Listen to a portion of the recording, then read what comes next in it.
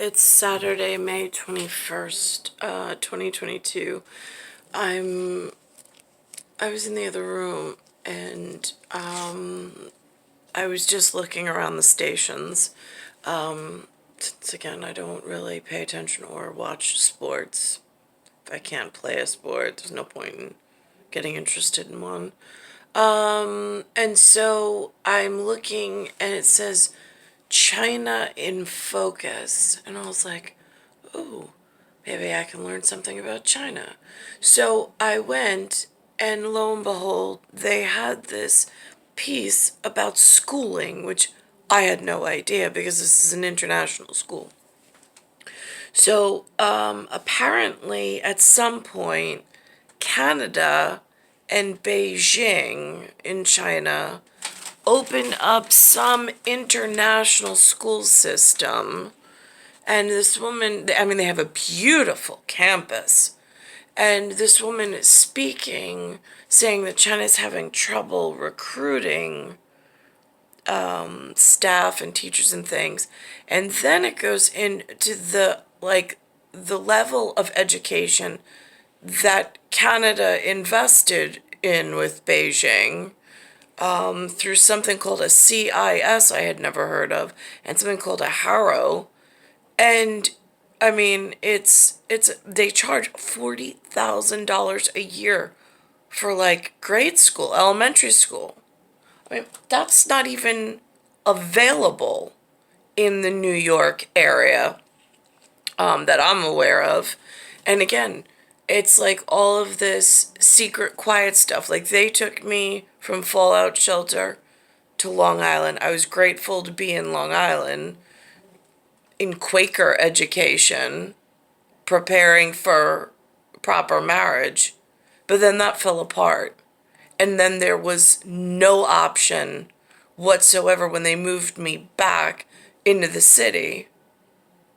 And they wouldn't allow me even into like whatever. I don't know what happened in the city like around 1994, 95, 96, because Llewellyn moved from 94 to 95. Something happened and shifted in New York City. I don't know what it was in that time frame, but it's frightening. And then I looked outside and I see these beautiful campuses built with Canada and China, and they have what looks like Americans. They sound like Americans or some U.S. American, whatever. I mean, by face and by accent, they sound American. But although the Canadians that I met, when I was invited for broker owner training from Exit, they sounded American or North American. Really, it's, I guess, North American because it's that flat accent. They intonate on like just certain words, but for the most part, we have the pretty same accent from the Canadians I met anyway. So that was interesting. But to see the level of schooling that their children, somebody's government planned for the adults to then have children, and the children inherited the benefit of the adults being taken care of. Why is it when I arrived in New York, not only were the adults not being taken or cared for, why were they allowed to have children and drag me into this and further fall behind in some global, like, and they speak of like it's just a normal thing. You pay $40,000 for elementary school and then you go to this global university. Where? I mean, like, why are these things not even spoken of in the household or in the area in New York? I mean, like, it doesn't make sense whatsoever if there's these international business alliances and yet they're allowed to function at some capacity, but yet there are other children being hurt in the world around or worked around and totally forgotten about, such as myself. So this is what this discovery looks like. Teachers are expected to leave mainland jobs this year, up from 30% last year and 15% before the pandemic. Alexa Moss is the head of early learning at an international school in Guangzhou. She says they are struggling. Now, the school that she works at, again, I don't have I heard what the reporter, how they pronounce it, again, phonetically, if I try, but it ends in Zhao, which I think is just interesting, for 4 letters. To replace the teachers who are leaving. Now that we're in the 2022 recruiting season, what we're finding a new pattern emerging of teachers and leadership and basically all constituents in international schools are choosing to leave China. So this one says CIS, and it says Canadian International School of Beijing, and it has some symbols. I've seen this symbol repeatedly in my local area. I see that repeatedly, that one symbol. It has a little, the glyph, the symbol itself and the glyph, they've tweaked ever so slightly, but as I go for my daily walk in the village, or in the village over here, depending if you're hungry in the eye or if you're just whatever, it is, it's noticeable because it has this very unique characteristic to it, but I don't know what symbolically it means. I don't know if it has a sound. It's like watching it's like watching a movie with the sound turned off and they start sign language. If you don't study it and you don't know what the signs mean. That's how I feel when I see some of these symbols. The candidate pool within the country has shrunk. So it's harder to recruit within China and it's hard to recruit outside of China. So that finding quality staff has just been really tricky. So there's the school name. Particularly in this recruiting cycle. International schools can be lucrative business, with fees sometimes exceeding $44,000 a year. They are seen by middle-class Chinese parents as a way of improving their child's chances of winning a place at a top global university. But in recent years, some have avoided emigrating as China was largely free of COVID. Now, in that particular living unit, that's what, in Cold Spring Harbor, that's the level of living that I was with Lou and Lynn. So if that's what middle class is called, that's very similar to where I was.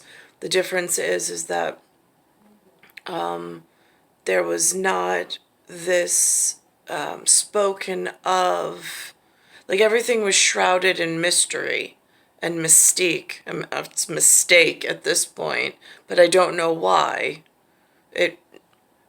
In misleading, it's very confusing. Now, as the country faces a resurgence of the virus, foreign families are choosing to return to their homes, and others have put off moving to China altogether.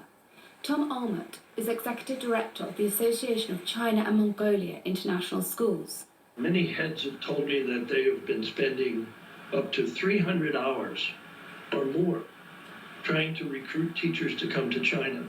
But now people around the world have been reading about the lockdowns and just don't feel a need to subject themselves to that. So they take jobs elsewhere. On top of this, Beijing has moved to limit foreign influence in the education system.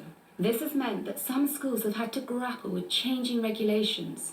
Recently, a Beijing school affiliated with the English public school Harrow was forced to drop its famous brand name, and London's Westminster School has dropped a plan for schools around China. To end today's episode, concerns have been rising in Australia after the Solomon Islands signed a security treaty with China. That's another thing I was watching after the school, because that was really my main focus, was finding out, like, my education system. I know what I had exposure to, but then, like, where did I miss where I needed to be, and, like, what are, like, things totally outside of my scope of reality. How are they functioning and how are they getting by? Because, like, I see on TV all of these, like, national global, like, ads for, like, oh, what to do with your money and inflation. All when you have zero opportunity and zero income coming in, and you did everything within your powers to get to where you needed to be for what was laid out in front of you, and for it to end in 4 decades worth of now biological deterioration due to toxins and pollutants that are in the environment, it through food source and that vehicle for that vector, it's frightening. An expert breaks down what the Five Eyes can do about the situation. Here's more. An expert says the Five Eyes Alliance faces a challenge when... Now, this eyes and this Five Eyes and this Solomon's Island doesn't even make it to the TV in an evening news type of a way. So I'm going to cut it here because I don't know what this means. I don't know who's involved. They said something to do with Australia.